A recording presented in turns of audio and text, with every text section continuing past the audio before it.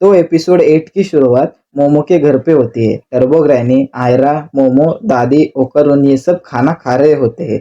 उसी समय आयरा बोलती है कि मोमो एक डेमन है। ओकरून डेमन बन जाता है। दादी इतनी जवान है। मोमो ने इन दोनों को डेमन बनाकर अपने वश में कर लिया है। मोमो आयरा को बोलती है कि तुम्हारा दिमाग खराब है, मैं डेमन नहीं हूँ।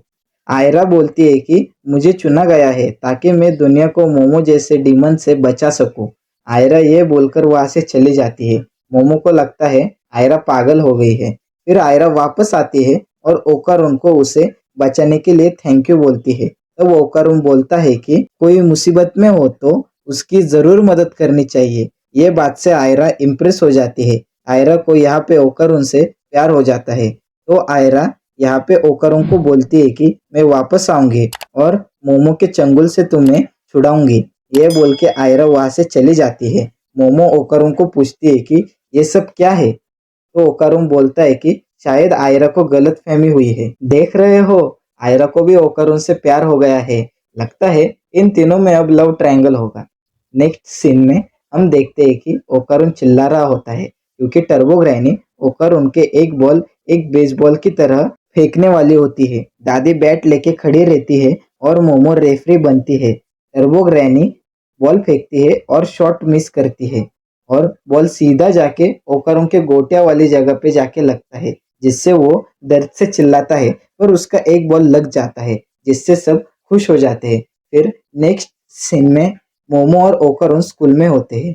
दोनों दूसरे बॉल के बारे में बात करते हैं। फिर उसके बाद मोमो अपने दोस्त के साथ लंच करने जाती है।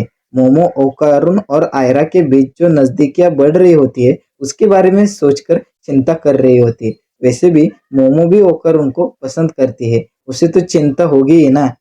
फिर मोमो वहां से ड्रिंक लेने के लिए बाहर आती है और बाहर बिल्डिंग के पीछे मोमो ओकरून और आयरा को एक गलत पोज में देख लेती है, जिसे देखकर मोमो का दिल टूट जाता है। फिर हमें फ्लैशबैक का सीन दिखाया जाता है। एक्चुअली में ओकरून वहां पे चुपके से एक्सरसाइज कर रहा होता है ताकि वो स्ट्रांग बन सके और मोमो की रक्षा कर सके। तभी वहां पे आयरा आती है।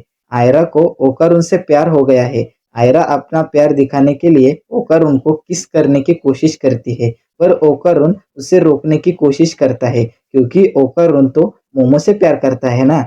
पर आयरा जबरदस्ती से ओकरून को किस करने की कोशिश करती है और ओकरून उसे रोकने की कोशिश में आयरा के ऊपर गिर जाता है और उसी समय पर मोमो उन्हें देख लेती है। देखा, ओकरून अभी भी मोमो से प्यार करता है। ओकरून मोमो को देख लेता है। मोमो वहां से गुस्सा होकर चली जाती है। ओकरून मोमो को समझाने की बहुत कोशिश करता है पर मोमो उसकी बात नहीं सुनती। मोमो को इस बात का इतना धक्का लगता है कि वो क्लास में भी इसी बात को सोचकर गुस्सा कर रही होती है। ओकरून भी क्लास में मोमो के बारे में सोच रहा होता है। वो क्लास में भी एक्सरसाइज कर रहा होता है ताकि वो स्ट्रांग बन सके। तभी हम देखते हैं कि क्लास के सारे बच्चे गायब हो गए हैं और वहां पे सिर्फ ओकरून और आयरा ही है। पूरे फ्लोर के फर्श पर पानी भर गया है। ओकर उनको समझ नहीं आता कि वहां पे क्या हो रहा है। ओकरून मोमो के क्लास में जाता है मोमो को ढूंढने, पर मोमो वहां पे नहीं होती। दूसरी जगह हमें मोमो को दिखाया जाता है। मोमो के सामने भी सेम सिचुएशन होती है। उसके इधर भी फर्श पर पानी भर गया होता है और लोग गायब हो गए होते हैं। मोमो वहां पे एक डायनासोर को देखती है। डायनासोर को देख के मोमो चुप जाती है, पर डायनासोर मोमो के प्रेजेंस को भाप के वहां पे अटैक करता है। दूसरी जगह हमें ओकरून और आयरा को दिखाया जाता है। ओकरून बोलता है कि मैंने और मोमो ने ऐसे सिचुएशन पहले भी फेस किए हैं, फिर हमने एलियन को हरा दिया और सब पहले जैसे हो गया। फिर आयरा पूछती है कि क्या एलियंस सच में होते हैं। ओकरून बोलता है कि हाँ, सच में होते हैं और वो भूतों से भी ज्यादा बुरे होते हैं। वो यहाँ पे इंसानों का बनाना ऑर्गन लेने आते हैं। फिर हम देखते हैं कि वहाँ पे एक मेंटिस टाइप बॉक्सर एलियन आता है और ओकरून और आयरा पे हमला कर देता है। ओकरून ट्रांसफॉर्म होकर आयरा को बचा लेता है। फिर वहाँ पे सर्पो एलियंस आ जाते हैं। ओकरून को पकड़ लेते हैं। डैम दिस बोने एलियंस वापस आ गए।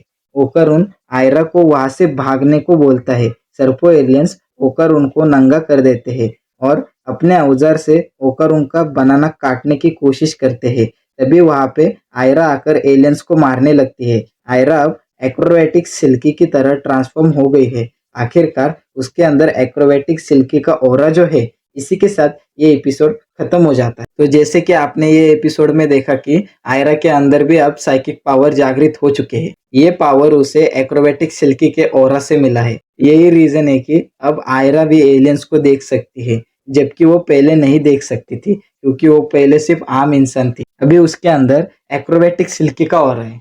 तो हम नेक्स्ट वीडियो में देखेंगे कि इन तीनों के साथ क्या होता है, क्या ये एलियंस को हरा पाते हैं या नहीं, ये हम देखेंगे नेक्स्ट एपिसोड में। तो वीडियो को लाइक शेयर सब्सक्राइब कर देना। मिलते हैं अगली वीडियो में।